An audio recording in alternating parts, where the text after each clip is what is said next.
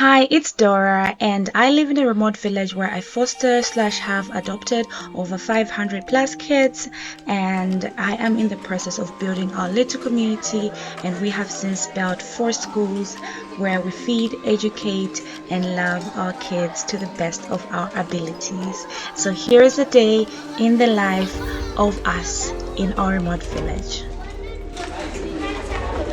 The first thing that the kids have is breakfast, and of course, after breakfast, they put all their plates in this little dish outside. And of course, there are kids that they don't finish their food, and so you have to kind of like encourage them. And she is one of them. She's so cheeky, it's adorable. After that, we have more kids that come with the bus. So the bus goes to 4 different villages every day, and as the kids come, they have a rotating roster in the dining hall of when they can eat. So as a bus comes, the other kids will have been done by then. The other kids will go in, have their breakfast as well, until everybody's had breakfast.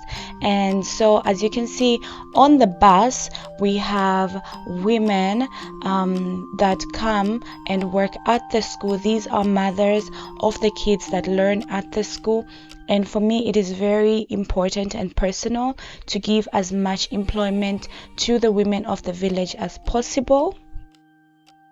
And the reason is because they are the ones that suffer the most from the lack of food that is given to their kids, and just the lack of accessibility to just a lot of things, because most of the times their husbands get the money and they don't provide for their homes.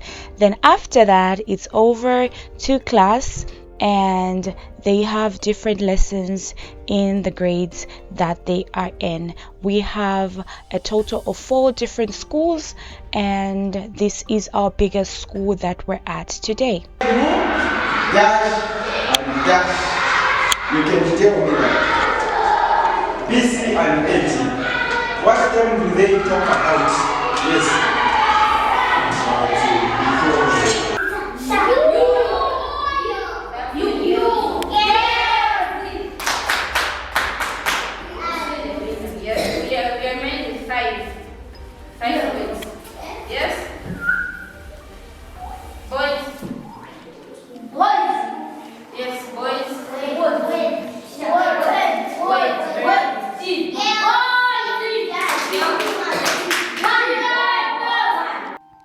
Before you know it, it's lunchtime, and all the kids line up and wash their hands thoroughly with soap and clean water. This is very important because of the location that we're at. So everyone makes sure that they have clean hands. Then it's time to go and get food. The kids are amazing. It's not just today. Of course, they're kids, but they're amazing. They're very well mannered. I love them so much. So today we're having shima, chicken, and cabbage. And of course, kids being kids, they will try and trade food even though they have the exact same food, which does not make sense. But it is just amazing to see their growth. And of course, we have the older kids making sure that the little ones have enough, and we have the little ones that are still cheeky, and they're the ones that try and give all their veggies to like their older siblings and like friends and stuff like that. And so here's another older child trying to redistribute back their veggies, because nobody wants your veggies. You eat your veggies, I'll eat my veggies. But they're just amazing kids. And there's his smile. He's like, oh, I've been caught. But so after lunch, it's back to class. They have a little bit of like free period where they relax and read a book or just do like a craft or something. And today, these 3 at the board are continuing their lessons in I'm not sure if this is Chinese or it's Japanese, but they have decided they want to teach themselves that, and they've been doing this for like 2 weeks now. And yeah, I am encouraging it as much as possible because they seem to love it, and I love that for them. So there is the rest of the classroom, the rest of the kids. Some are just chilling out, and some are taking a little nap, some are pretending to read while being cheeky, of course. They're just so cute. But it is just such a great environment for kids. And of course, there's a teacher in the classroom. There's teacher Gladys, and this is they're in her classroom for this period. And so she is with some of the other kids, and they're just trying to do quizzes, and just she's observing that everything is running smoothly, which I love about our school. It's a very interactive teacher student school, and I love that about it. And so as the kids are in class, the parents and all the employees that we have employed at the school are busy cleaning. Like, this is Auntie Mary, and she's cleaning up after where the kids were eating at lunch.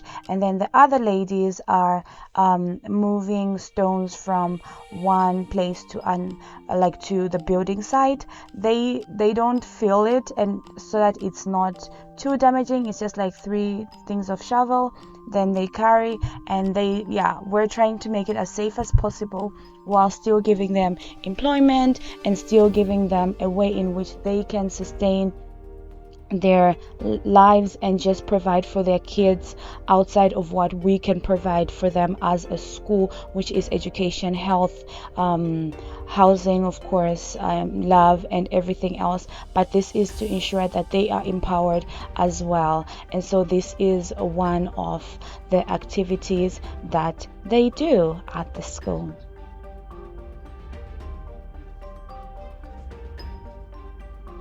We live in a male dominated village, and so the men of the village don't really like when the women are earning money. And so for these ladies to just break away and say, hey, I want to do this and benefit my family, to ensure that my kids are fed, that they have the things that they need, is a very important message that they are showing to their kids and their girl kids. And I love it so much. And of course, we are pro girl child, pro child, and just making sure that everybody's taken care of and that the right examples are shown and given towards the kids. So after classes, it's time now to head over to the garden. And so here is us trying to organize ourselves. Then before we go to the garden, we go around and pick up dead leaves. This is an activity that the kids love to do because they can get to throw themselves in the pile, just play with like dead leaves and stuff like that. These they're taking over to the garden to make as manure.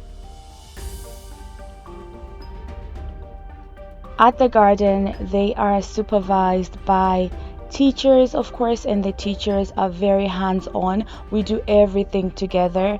We are not you do this while I watch you kind of school. We are a hey, I will do it and you see how I can do it. So what they are putting onto our vegetables is to ensure that they don't get cold, because they don't get frostbite per se, or freeze bite. I have no idea what the right term is, because it gets pretty cold here. And so this is an activity that they are doing right now, and it is also a lesson in itself, because a lot of these kids, they come from farming places, like villages traditionally in Zambia turned to farm, but the land that we're at is a very barren land, so they never learned how to farm, how to grow crops. So this is a very good and important activity for them to do. And I love that the teachers just love interacting with them, just love giving them all the knowledge that they need to be able to grow and to grow the food that they need, and just be in an environment that's safe, that they are loved, and that they can be kids. And yeah,